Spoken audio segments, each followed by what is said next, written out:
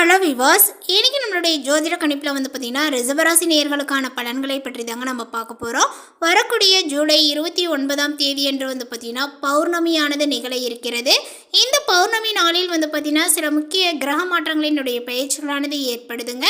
So இதனுடைய தாக்கங்கள் பார்த்தீங்கன்னா ரிஷபராசிக்காரர்களுக்கு எப்படிலாம் இருக்க போகுது, இவர்களுடைய குடும்ப சூழ்நிலைகளானது எப்படி இருக்கும், பொருளாதார ரீதியாக பார்க்கும் பொழுது இவர்களுக்கு எப்படி அமைஞ்சிருக்கு, வியாபாரங்களானது பார்த்தீங்கன்னா எப்படி நடக்க போகுது, அவர்களுக்கு பார்த்தீங்கன்னா ஏதாவது நஷ்டங்கள் உண்டாகுமா, இது போன்ற நிறைய விஷயங்களை பற்றி தான் நம்ம தெரிஞ்சுக்க இருக்கோம். பதிவை தொடர்ந்து பாருங்கள். இந்த வீடியோவை ரிஷபராசி நேயர்கள் பார்த்துட்டு இருந்தீங்க அப்படின்னா இந்த வீடியோக்கு ஒரு லைக் கொடுத்துருங்க. அது மட்டும் இல்லாமல் நம்மளுடைய சேனலை இப்போ தான் ஃபர்ஸ்ட் டைம் நீங்கள் விசிட் பண்ணுறீங்க அப்படின்னா நம்மளுடைய சேனலை இன்னும் சப்ஸ்கிரைப் பண்ணாமலே இருப்பீங்க, முதல்ல சப்ஸ்கிரைப் பண்ணிவிடுங்க. அப்படியே கூட இருக்க அந்த பெல் ஐக்கானையும் பார்த்தீங்கன்னா கிளிக் பண்ணி வச்சுக்கோங்க. அப்போ தான் நம்மளுடைய சேனலில் கொடுக்கக்கூடிய அனைத்து தகவலுமே உங்களுக்கு நோட்டிஃபிகேஷனாக வரும், அதையும் நீங்கள் பார்த்து பயனடையலாம். இந்த பௌர்ணமி நாளில் பார்த்தீங்கன்னா அம்மனுக்கு உரிய ஒரு நாளாக பார்த்தீங்கன்னா சொல்லப்படுது. இந்த பௌர்ணமி நாளில் அம்மனை பார்த்தீங்கன்னா வழிபாடு செய்து கொள்வாங்க. அதேபோல் சில பரிகாரங்கள், இந்த மாதிரி விரதங்கள் இருப்பது, இந்த மாதிரி முறைகள்லாம் பார்த்தீங்கன்னா இந்த பௌர்ணமி நாளில் கடைபிடிப்பாங்க. இந்த சில முக்கிய வேண்டுதல்லாம் வைக்கணும் அப்படின்னா இந்த பௌர்ணமி நாளில் நம்ம வச்சுக்கலாங்க. ஸோ நீங்கள் உங்களுடைய வாழ்க்கையில் பார்த்தீங்கன்னா ஏதாவது முன்னேற்றங்கள் ஏற்படணும் அப்படின்னு நினைச்சிங்க அப்படின்னா இந்த பௌர்ணமி நாளில் பார்த்தீங்கன்னா அந்த ஒரு பரிகார பூஜைகள்லாம் பார்த்திங்கன்னா செய்துக்கோங்க. வழிபட வேண்டிய தெய்வங்கள் அப்படின்றது பார்த்திங்கன்னா குறித்து சொல்லப்படும். ஸோ அந்த ஒரு தெய்வங்கள் என்ன அப்படிங்கிறத பற்றி முழுமையாக தெரிஞ்சுக்கோங்க. குரு, சனி, ராகு, கேதுகள் ஆகிய கிரகங்களினுடைய பயிற்சிகளை வைத்து தான் வருட பலன்களானது சொல்லப்படுது. சனி பயிற்சி 2.5 வருடத்திற்கு ஒரு முறை பார்த்திங்கன்னா குரு பயிற்சி 12 முதல் 13 மாதங்கள் வரைக்குமே குருவினுடைய நிலையை வைத்தும் கணிக்கப்படுது. ராகு கேது பயிற்சி 1.5 வருடத்திற்கு ஒரு முறை நடைபெறும். ஒவ்வொரு மாதமே பார்த்திங்கன்னா சூரியன் இருக்கக்கூடிய நிலையை வைத்து தான் இந்த மாத பயிற்சிகளும் கணிக்கப்படுது. ஸோ அப்படிப்பட்ட ஒரு நிகழ்வாக தான் இப்போ இந்த பௌர்ணமி நாளில் பார்த்திங்கன்னா உங்களுக்கு கணிச்சு சொல்லப்பட்டிருக்கு. ரிஷபராசிக்காரர்களுக்கு பார்த்திங்கன்னா இந்த காலகட்டங்கள் முழுவதுமே சூரிய பகவான் கடக வீட்டில் இருக்க போகின்றார். கடகத்தோடு சூரியன் சுபத்துவத்தோடு இருக்கக்கூடிய தன்மை மிகப்பெரிய யோகத்தை கொடுக்கும். சூரிய திசை, சூரிய புத்தி நடந்து கொண்டிருப்பவர்களுக்கு அற்புதமான காலகட்டங்களாக இருக்கும். அதேபோல் இந்த காலகட்டத்தினுடைய நடுவில், அதாவது ஆகஸ்ட் 1ஆம் தேதி கூட பிறந்துடும் அப்படின்னு சொல்லலாம், சிம்மத்தில் இருக்கக்கூடிய குரு நீச்சமடைய இருக்கின்றார். அதேபோல் இந்த காலகட்டத்திலேயே செவ்வாய் ரிஷப வீட்டில் பார்த்தீங்கன்னா இருந்து மிதுனத்திற்கும் புதன் பகவான் பார்த்தீங்கன்னா இந்த காலகட்டத்தோடு சூரியனோடும் குருவோடும் சேரக்கூடிய அமைப்புகளானது காணப்படுதுங்க. அந்த வகையில் இந்த காலகட்டத்தில் ரிஷபராசிக்காரர்களுக்கு கிடைக்கக்கூடிய பலன்கள், பரிகாரங்கள் குறித்து இப்போ நம்ம விரிவாக தெரிஞ்சுக்கலாம். ரிஷபராசி அன்பர்களே, இந்த காலகட்டங்களுடைய முதல் பாதியில் பார்த்தீங்கன்னா உங்களுக்கு 4ஆம் இடத்துல இருக்கக்கூடிய ராசிநாதனாகிய சுக்கிரன் இப்பொழுது பிற்பகுதியில் பார்த்தீங்கன்னா உங்களுக்கு 5ஆம் இடத்துல நீச்சம் என்ற அமைப்போடு பார்த்தீங்கன்னா சனியினுடைய பார்வையில் வருகின்ற, அதனால் உங்களுக்கு மிகவும் சுறுசுறுப்பாக இருப்பீர்கள் அப்படின்னே சொல்லலாம். எதை எடுத்தாலுமே செய்து விடலாம் என்கின்ற வகையில் அவ்வளவு வேகத்துடன் பார்த்தீங்கன்னா நீங்கள் செயல்படுவீர்கள். அதேபோல் இந்த காலகட்டத்தினுடைய பிற்பகுதியில் அப்படியே வேகங்களானது குறைய தொடங்கும். உணர்வுகள், உறவுகள் ரீதியான பிரச்சனை, குடும்ப பிரச்சனைகளானது ஏற்படக்கூடும். பண விஷயத்தில் நல்ல ஒரு முன்னேற்றங்களானது காணப்படுங்க. தடங்கல்கள் வராத அமைப்புகளும் ஏற்படும். 7ஆம் அதிபதியான செவ்வாய் இப்பொழுது 2ஆம் இடத்திற்கு வருகின்றார். இதனால் மனைவியால் லாபங்கள், கணவனால லாபங்கள் உண்டாகக்கூடிய ஒரு நல்ல காலகட்டங்களாக இருக்க போகிறது. கணவருக்கு வேலை, மனைவிக்கு வேலை, இரட்டை வருமானங்கள் பெறக்கூடிய அமைப்புகளும் உங்களுக்கு உள்ளது.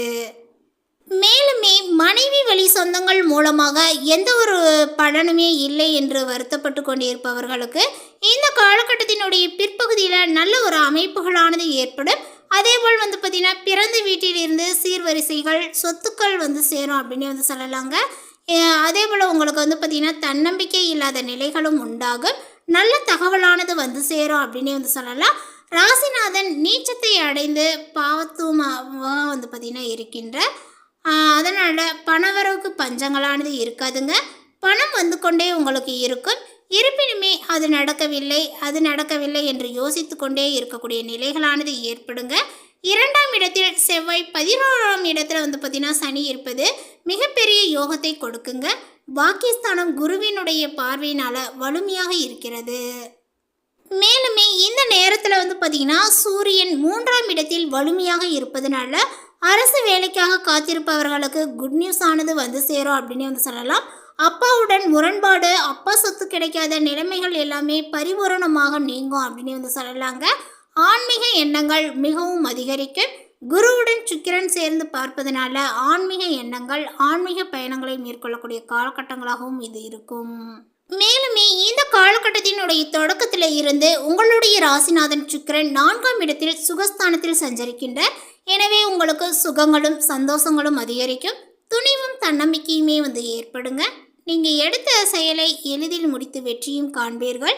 உங்களுடைய ராசியிலேயே விரையாதிபதி செவ்வாய் இருப்பதனால விரயங்களானது அதிகரிக்கத்தான் செய்யும். என்னாலும் அதை வந்து பார்த்திங்கன்னா சுபவிரயமாக மாற்றிக்கொள்வது நல்லது. அதே போல் உடன்பிறப்புகளினுடைய வழியில் நடைபெறக்கூடிய சுப காரியத்தை முன்னின்று நீங்கள் நடத்தக்கூடிய வாய்ப்புகள் உங்களுக்கு கிடைக்குங்க. அதேபோல் கடகராசிக்கு வந்து பார்த்திங்கன்னா இப்பொழுது புதன் செல்ல இருக்கின்றார். அங்குள்ள சூரியனோடு இணைந்து புதாத்திய யோகத்தையும் வந்து பார்த்திங்கன்னா உருவாக்குகிறார். அவரோட உச்ச குருவும் இணைந்திருப்பதனால அதிக நன்மைகளானது நடைபெறக்கூடுங்க. உங்களுடைய ராசிக்கு 2, 5 ஆகிய இடங்களுக்கு அதிபதியானவர் புதன். அவர் வந்து பார்த்திங்கன்னா இப்பொழுது சகாயஸ்தானத்திற்கு வரும்பொழுது குடும்பத்தில் நல்லதானது நடக்கும். பிள்ளைகளானது வந்து பார்த்திங்கன்னா பெருமையானது சேருங்க. அதே போல் பணப்புழக்கங்கள் நன்றாக இருக்கும். பாதியில் நின்ற பணி மீதியுமே வந்து பார்த்திங்கன்னா தொடருங்க. உடன்பிறப்புகளுடைய உறுதுணையாகவே வந்து இருப்பீர்கள். படித்து முடித்து வேலை இல்லாமல் இருக்கக்கூடிய பிள்ளைகளுக்கு இப்பொழுது வேலைகளானது கிடைக்கக்கூடும். அவர்கள் வெளிநாடு சென்று படிக்க வேண்டும் அல்லது பணிபுரிய வேண்டும் என்று ஆசைப்பட்டால் அந்த ஆசைகளானது இந்த காலகட்டத்தில் நிறைவேறும். மேலுமே இந்த காலகட்டத்திலேயே வந்து பார்த்தீங்கன்னா மிதுன ராசிக்கு செவ்வாய் செல்ல இருக்கின்றார். உங்களுடைய ராசிக்கு 7, 12 ஆகிய இடங்களுக்கு அதிபதியானவர் செவ்வாய். அவர் வந்து விரயாதிபதியான அவர் தனஸ்தானத்திற்கு வரும்பொழுது விரயங்கள் கூட அதிகமாகும் அப்படின்னு தான் சொல்லணும். விரயங்கள் அதிகமாகும் என்றாலுமே கூட உங்களுக்கு விரயத்திற்கேற்ற பணவரவுகளும் வந்து பார்த்திங்கன்னா இருக்கக்கூடுங்க. இடம் பூமி விற்பனையினால் லாபங்களுமே வந்து கிடைக்கக்கூடும். உடன்பிறப்புகளினுடைய திருமண முயற்சியானது இப்பொழுது கைகூடி வரும் அப்படின்னு வந்து சொல்லலாம். நீண்ட தூர பயணம் பற்றிய திட்டங்களானது நடைபெறுங்க. இடமாற்றங்கள், வீடு மாற்றங்கள் பற்றிய சிந்தனைகளானது நிறைவேறும். குடும்ப உறுப்பினர்கள் உங்களுடைய குணமறிந்து நடந்து கொள்வார்கள்.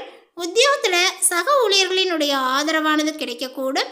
உதாசீனப்படுத்திய உறவினர்கள் ஓடி வந்து இணைவார்கள் அப்படின்னு வந்து சொல்லலாம்.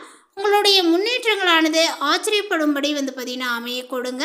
வியாபார முன்னேற்றங்களை கருதி புதிய கூட்டாளிகளையுமே வந்து பார்த்தீங்கன்னா இணைத்து கொள்ளலாமா என்று நீங்கள் சிந்தித்து வருவீர்கள். அடுத்ததாக வந்து பார்த்தீங்கன்னா இந்த காலகட்ட நேரத்திலேயே கன்னிராசிக்கு செல்லக்கூடிய சுக்கிரன் அங்கு நீச்சம் பெறுகின்றார். உங்களுடைய ராசிநாதனான சுக்கிரன் நீச்சம் பெறுவது அவ்வளவு நல்லது கிடையாது. அதே சமயம் உங்களுக்கு வந்து பார்த்தீங்கன்னா இப்பொழுது சுக்கிரன் உங்களுடைய ராசிக்கு 1ஆம் இடத்திற்கும் அதிபதி என்பதனால பணியில் வந்து பார்த்திங்கன்னா நிரந்தரங்களானது ஏற்படும். எந்த பணியாக இருந்தாலும் சரி, நீங்கள் செய்யக்கூடிய பணிகளில் உங்களுக்கு நிரந்தரங்களானது உண்டு.